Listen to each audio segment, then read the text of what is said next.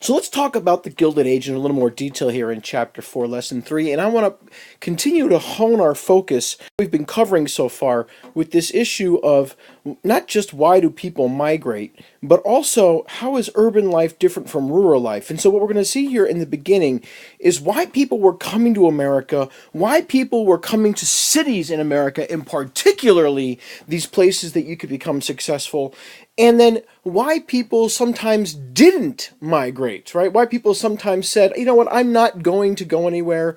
I'm going to stay put where I am, or maybe that thing that is impacting me where I am is going to drive me someplace else. And I want to talk also then, once we kind of set this up by talking about three big philosophies of the Gilded Age in individualism, social Darwinism, and naturalism. We're gonna follow that up by taking a look at how urban life has far more visible class divisions, and we're going to examine those class divisions in some detail, take a look at what that means for the people that live there in different cities around America, and we're going to focus in the beginning here on these three big ideas of the Gilded Age that lead to people moving to cities from rural areas, and as immigrants, on top of it, moving into America's cities from other places: individualism, social Darwinism, and naturalism. So the Gilded Age itself is going to begin in 1870 and end in 1900. And what I need you to recognize is that this is a time of wonder. And we've touched on some of this already, right? We've talked about how during the Second Industrial Revolution, the Gilded Age was full of new inventions like the light bulb, which revolutionizes America. Widespread electricity revolutionizes not just America, but in the end, the world.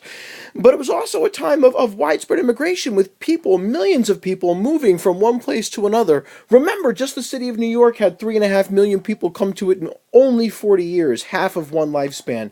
But in the middle of this amazing modern miracle of kind of the new world in 1870 to 1900, you also have a lot of darkness, a lot of despair, a lot of filth, a lot of rot, because this age of the Second Industrial Revolution isn't just an age of wonder, it's an age of difficulty as well. That's why we call it the Gilded Age. We don't just call it the Second Industrial Revolution because, yes, it is beautiful. I mean, here's an example of something that is gilded. In this case, it is a table, and it is gorgeous. That is gold on the outside. I mean, it might, in some cases, just be a gold paint, but in many other cases, furniture like this was dipped in molten gold.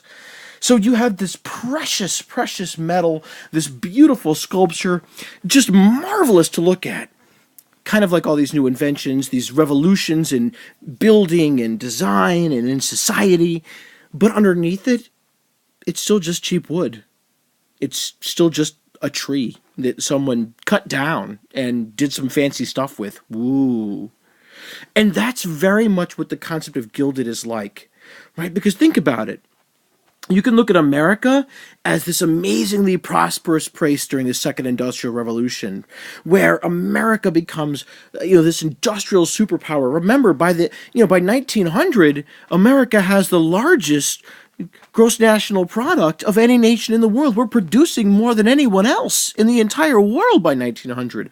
So we have this amazing civilization built on commerce, where our country is able to outproduce anyone else in the world.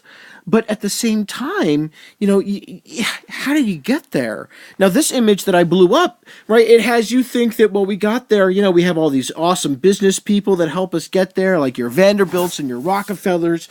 But look, we also have all these happy workers over here, right? These people kind of making a living, and everyone's working together to make America great, right? Land of the free, home of the brave, a chance for success. This is a campaign poster for the president that's running in 1900. That guy, or I should say not 1900, in 18... well, no, he's actually technically running in 1900, is William McKinley. This is a campaign poster for McKinley, showing that America is this, wonderful land of the free and home of the brave. But there's another way to look at this as well. And that's that underneath all that success, you've got these robber barons like Pullman. Remember we talked about the Pullman riots and the Pullman strike? You've got these huge robber barons using things like laissez-faire capitalism, the concept of monopoly and trusts, to force workers into incredibly low wages, and in the case of Pullman, incredibly high rents in their factories, squeezing a worker for every last nickel and dime, making life terrible for them. So in this whole concept of gilded, you've got people coming to America because they think it's going to be like this. Awesome. But in reality, for many of those immigrants, it's going to be like this.